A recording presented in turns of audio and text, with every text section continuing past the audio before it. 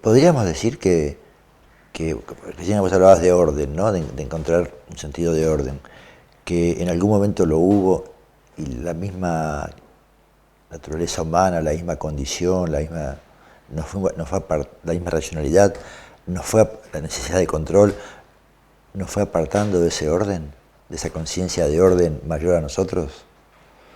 No sé si tengo una imagen un poco idealizada, pero yo me imagino que en los primeros hombres tendrían un contacto con lo cósmico mucho más directo de lo que es el habitante de las últimas décadas, que va al cosmos pero no se siente parte del cosmos, tan integrado. Lo ve, se maravilla, casi como una película en 3D, pero esa sensación de ser el cosmos, de ser unidos. Esto creo que desde un punto es muy cierto, pero hoy ser el cosmos de hoy no es el mismo cosmos de hace 200 años, ¿no? Porque a través de la tecnología, la información que tenemos acerca de lo que llamamos cosmos se ha centuplicado, ¿no? Vos pensás que a principios del siglo pasado existía una sola galaxia para nosotros, después dos. Ahora sabemos que somos cientos de miles de millones de galaxias. Es algo que no podemos ni siquiera concebirlo. Es tan abrumadora el cambio de percepción es tan abrumador, ¿no?, que creo que antes nos refugiábamos en nidos. Ahora los nidos se están estallando y ahora nos refugiamos en cascarones mentales que pueden pensar lo que sucede, pero no pueden sentir lo que sucede. Y en este sentido creo que sería muy importante investigar la enorme tensión que hay dentro de todo ser humano, pero que se manifiesta aparentemente entre distintos tipos humanos, aunque es una contradicción fundamental para explorar dentro de cada cerebro. Hay una tendencia al pensamiento objetivo que culmina con el pensamiento científico moderno, y hay una tendencia a la percepción sensible que incluye las artes, la religión, que es una percepción que podríamos llamar mística, ¿no?, que es la que siente más amplio, en contraposición a la percepción objetiva, llamémosla científica, que es la que procesa un caudal de información mucho mayor, pero que para poder hacerlo se separa profundamente de lo que siente. Digamos, el místico y el científico creo que son dos figuras internas que están presentes en cada cerebro humano hoy, y esas dos figuras están en una confusa discusión, una confusa y larguísima discusión, que para que esa discusión se pueda disolver en lo externo, primero tiene que haber una cantidad de seres humanos que hayan disuelto esa discusión en lo interno. Cada ser humano tiene que encontrar dentro de sí estas largas tendencias mentales y perceptivas que nos organizan y que nos organizan en conflicto porque están divididas. O sea, pareciera que lo racional, que lo científico está en conflicto con lo místico. Y creo que cada uno de nosotros tiene que atravesar la tensión de que se confronten estas dos tendencias internamente y las dos tendencias vean su insuficiencia y puedan disolver su antagonismo para que se produzca una síntesis perceptiva en cada uno de nosotros. Digamos, siguiendo lo que vos decías, el predominio de la mente objetiva científica tiende a negar la posibilidad de que exista niveles de inteligencia más complejos que los nuestros y niveles de realidad más abarcativos que el ser humano. Necesariamente el pensamiento científico moderno se originó en reacción a las religiones monoteístas y no puede aceptar nada que remita a la existencia de Dios. Entonces no puede concebir otro tipo de inteligencia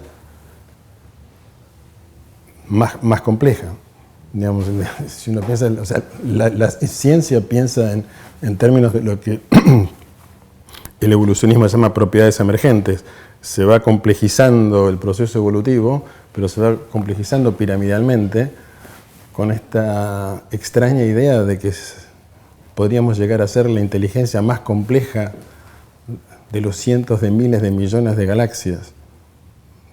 Apenas uno lo dice así, dice, ¿qué estamos diciendo? Eso lo decimos nosotros. Claro, eso lo decimos nosotros. Sí.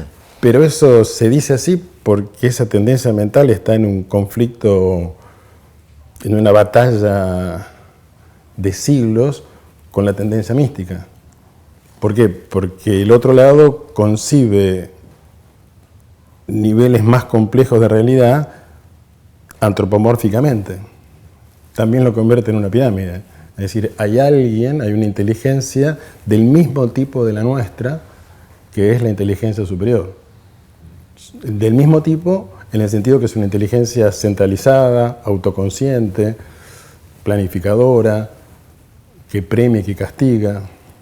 O sea, la existencia de esa figura en la pirámide mística obliga a la mente científica a anular cualquier posibilidad de que haya alguna inteligencia más allá del ser humano, porque inmediatamente tendrían que decir, eso es Dios. Claro. Y esa discusión es una discusión esterilizante para ambos lados, porque no podemos sentir la presencia de inteligencias que son incomparables con la nuestra, que no son ni centralizadas. O sea, nosotros pensamos que la autoconciencia es el máximo de la inteligencia. ¿Por qué es así? Porque es nuestro tipo de inteligencia. ¿Qué hay más allá de la autoconciencia? ¿Existe alguna inteligencia más allá de la autoconciencia? O sea, ¿cómo podemos decir que... ¿Cómo se puede ser evolucionista? Es decir, el universo ha evolucionado hacia una máxima inteligencia que es la humana. ¿Y esta inteligencia humana de dónde proviene? De algo inteligente. Debiera ser obvio, pero no puede ser admitido por el otro lado. Sí. Vos mencionabas antes algo que hablabas del antagonismo, ¿no? Y de alguna manera, si hay antagonismo y hay pugna, se podría suponer que una quiere avanzar sobre la otra y no reconocer que la otra existe, que es parte de lo diferente. Y tal vez el cambio evolutivo empieza a darse por la aceptación que no tienen que ser una parte y otra, sino que tienen que ser cada una de sus dos partes y establecer un tipo de interacción entre ellas. Porque, por un lado, lo que vos decías de autoconciencia es válido y también es válido lo otro. Entonces, ¿cómo conviven esas dos situaciones que parecen antagónicas y que lo que están buscando es una manera de operar juntas, ¿no? De interactuar, Claro, yo me olvidaría de que los científicos y los religiosos dialogan entre sí. Eso dejémoslo. No, pero tomemos la conciencia de la autoconciencia separada. Pero internamente, dentro de cada uno de nosotros, tenemos que ir a fondo y ver estas dos tendencias en nosotros, más allá de los científicos y más allá de los místicos. El místico interno y el científico interno. ¿Cuál es el problema? Estamos hablando del lado científico y ver su imposibilidad de concebir un orden que incluya al ser humano, porque inmediatamente lo piensa como ese orden es una inteligencia que está que está definida por los religiosos. Ahora, ¿qué pasa con la mente mística? La mente mística tiene que encontrar sus enormes limitaciones. La principal limitación de la mente mística y el principal aprendizaje que tiene que hacer respecto de la mente científica es cuestionar sus propias visiones y sus propias percepciones. Cuestionarlas. Así como el científico tiene que cuestionar los modelos mentales que le impiden sentir la inmensidad, el místico tiene que cuestionar sus propias percepciones. Digo,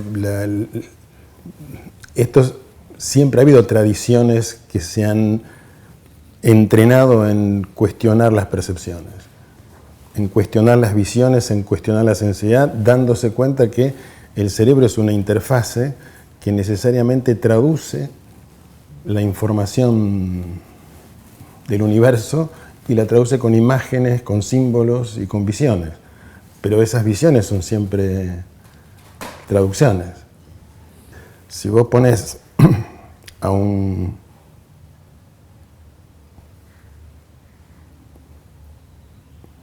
místico condicionado por el budismo a meditar y a un místico condicionado por el cristianismo a meditar en una vibración amorosa, ¿qué va a suceder en cada cerebro?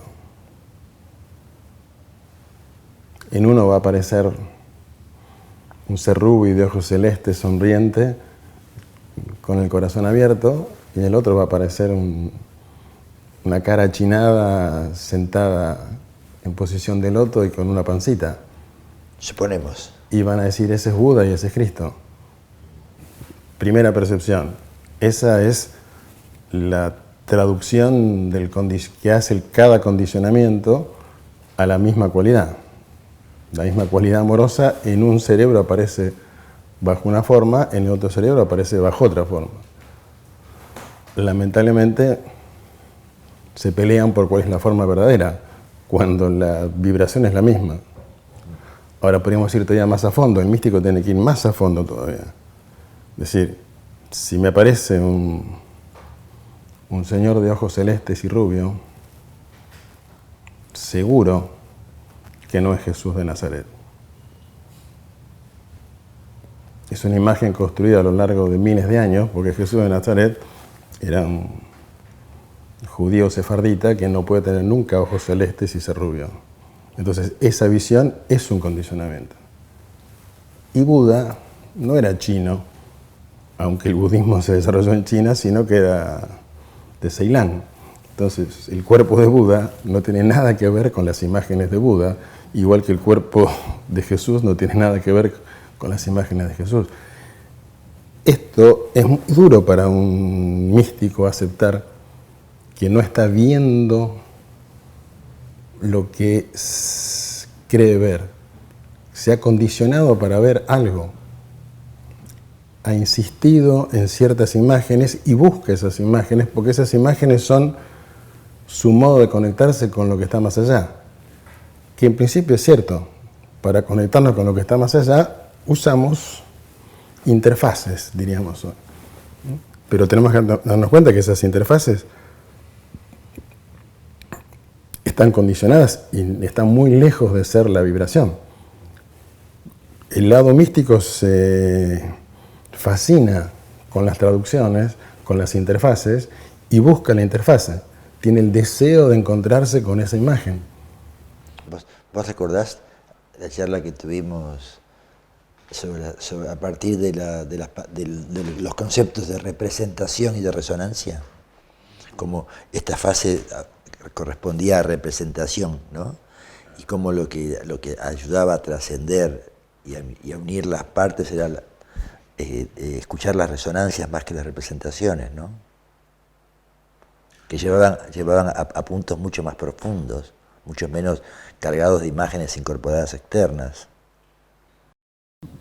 Pero entonces, aquellos humanos que tienen un cierto tipo de sensibilidad hacia lo inmenso, tenemos que trabajar muy seriamente en comprender los mecanismos del sistema nervioso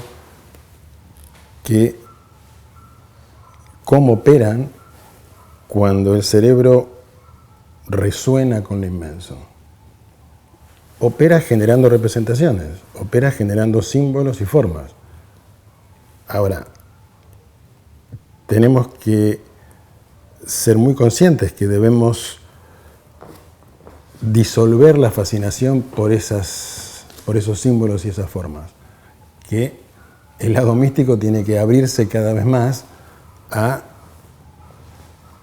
en su capacidad de resonancia y no en su fascinación y adoración por imágenes, formas y símbolos. Y esto es muy duro para el lado místico, es una herida profunda, así como para el lado científico es una herida profunda darse cuenta que está condicionado para percibir miles de millones de galaxias y no conmoverse. Y eso es un condicionamiento. ¿Cómo puede ser que un astrofísico no estalle en llanto cada vez que le llegan señales que se dispararon a millones de años luz? Debiera estar totalmente asombrado y debiera sentir corporalmente, sin saber cómo definirlo, que eso es una inteligencia. Y no ponerle el nombre de alguien, sino que simplemente sentir el universo es inteligencia. Cuando digo inteligencia es una enorme sensibilidad, es una gran creatividad. Ahora, si para discutir con los religiosos tiene que negarse a sentir, bueno, este es el gran obstáculo. Si el místico para discutir con los científicos, no tiene que cuestionar las interfaces representativas de su capacidad de resonancia, tenemos el mismo problema.